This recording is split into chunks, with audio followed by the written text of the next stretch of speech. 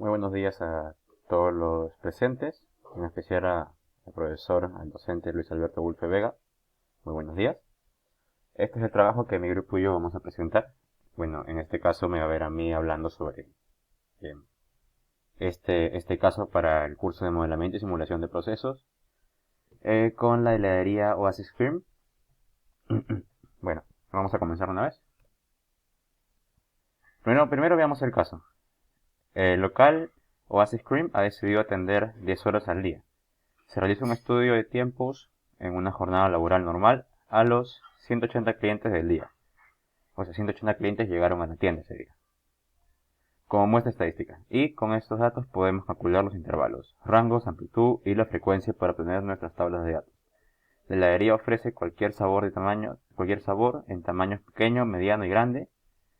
Y también complementos que vienen a ser obligatorios con un complemento con la compra de cualquier helado, que vienen a ser brownies, barquillos o chocopasos. Sus precios de los helados van a ser $5.50, $8.50 y $12.50 respectivamente en relación al tamaño. O sea, pequeño, mediano, grande, $5.50, $8.50 y $12.50. Se sabe por el recepcionista que el servicio de atención desde que llega y se va el cliente tiene una media del 12.21 minutos y una desviación estándar de 6.94 minutos. A la vez tiene una interllegada de 0.082, perdón. Bueno, aquí tenemos los datos que ya mencioné, que viene a ser la media, desviación estándar interllegada de los datos que el recepcionista nos facilitó. A ver, objetivo de la simulación. Primero que nada, obtener los datos sobre las ganancias recaudadas en la heladería, obtener el tiempo promedio de atención al cliente, obtener el tiempo de espera promedio en la cola, también obtener el promedio de atención del operario 1, o sea, el promedio de atenciones del operario 1 y 2. O sea, ojo de aquí, ya nos revelaron que tenemos a 2 trabajadores en la heladería. O sea, hay 2 empleados sirviendo helado. Bueno, aquí tenemos nuestra tabla de valores, las observaciones que hemos podido hacer. El tiempo de atención en minutos. Tenemos aquí 180 datos. Bueno, estamos agarrando un intervalo de con mínimo 2 y máximo 23 para la preparación de esos helados. Como son artesanales, también conlleva un poco más de tiempo prepararlos. Y aquí los datos que ya conocemos de media y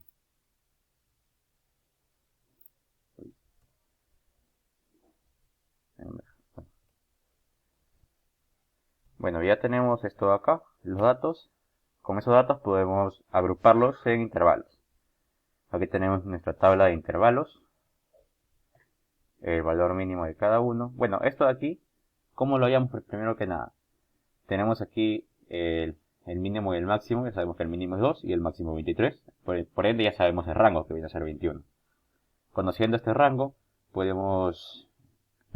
bueno, no necesariamente. Después de hallar este rango, podemos simplemente hallar el número de intervalos haciendo esta ecuación con el logaritmo de n. N viene a ser el tamaño de la muestra, 180.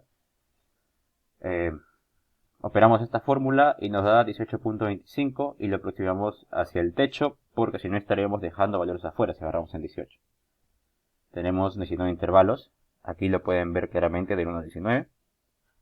Y bueno, finalmente hallamos la amplitud de cada intervalo. Aquí sí vamos a usar el rango que ya mencioné. Dividimos el rango entre el número de intervalos para hallar la amplitud. Nos da 1.15. Y aquí podemos observar, el mínimo es 2, luego se le suma 1.15, llega a 3.15.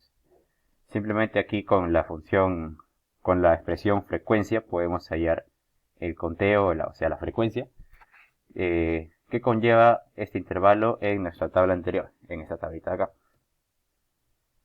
Bueno, hacemos la fórmula, ponemos aquí las frecuencias, y aquí tenemos ya las cantidades. Luego, para la probabilidad, simplemente dividimos la frecuencia entre su total, que viene a ser 180. Y bueno, después ya hacemos lo que ya conocemos, que es la matriz, para poder usar la opción de buscar P. R mínimo, R máximo, V mínimo, y la resta acá, y la probabilidad. Bueno, pasemos a ver ahora las tablas de frecuencias para nuestras variables. Como ya mencionamos, hay un recepcionista que nos proporciona los datos en teoría, porque él también hace sus apuntes. Em, La tabla que se muestra a continuación pertenece a los tamaños de lados que ofrecen, así como también la frecuencia, probabilidad, R mínimo y máximo. Bueno, aquí tenemos, he puesto presente acá porque después vamos a presentar una mejora respecto a esto. Los tamaños de lado, pequeño, mediano y grande. Los precios que ya mencionamos, 5.50, 8.50 y 12.50. La frecuencia con la que se piden estos helados. O sea, los 180 personas llegan al local y alguien les anota el pedido.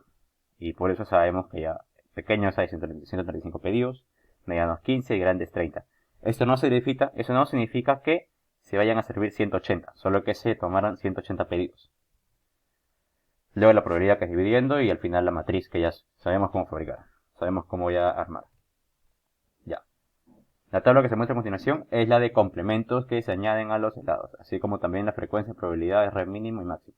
Bueno, aquí tendremos otra tabla que es de datos, con los complementos que se van a añadir obligatoriamente a los helados. Brownies, gomitas, batidos, chocopasas. La frecuencia con la que se ordenan estos de acá. Sí o sí van a ser 180 porque es obligatorio llevar uno de estos.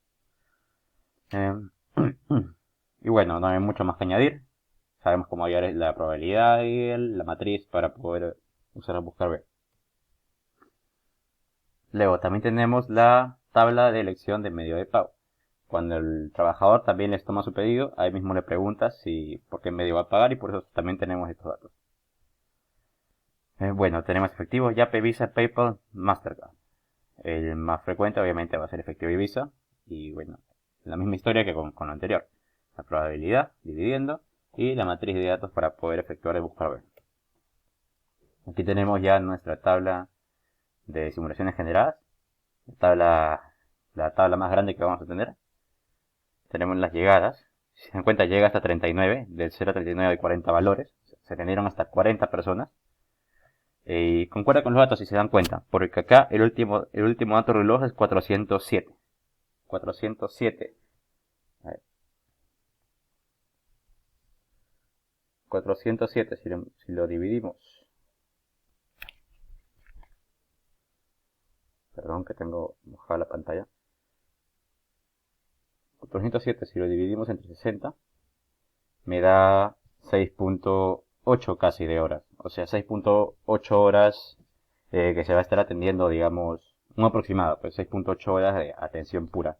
Sin contar horas de descanso y sin contar, digamos, tiempo productivo, que viene a ser inevitable cuando se trata con personal de operarios.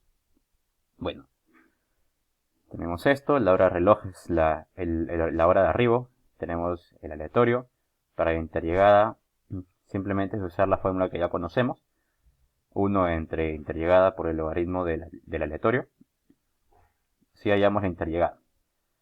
Para el tamaño del helado usamos la tabla que ya vimos antes, no la voy a poner ahorita para no marear. Simplemente aquí ponemos buscar B, aquí está la fórmula, buscar B, buscamos el aleatorio en la matriz que aparece acá, F5 y 7, que sería la matriz que ya dije que vamos a usar. La última matriz que vimos es la de aquí, por ejemplo. Pero no voy a proceder. Y bueno, eso nos va a imprimir el valor 3 de la matriz, que viene a ser el tamaño. Pequeño, mediano y grande, la mayoría van a ser pequeños por la probabilidad que le dimos. Para los complementos va a ser la misma historia, un aleatorio cualquiera y, bueno, buscar B también del aleatorio en la matriz de los complementos.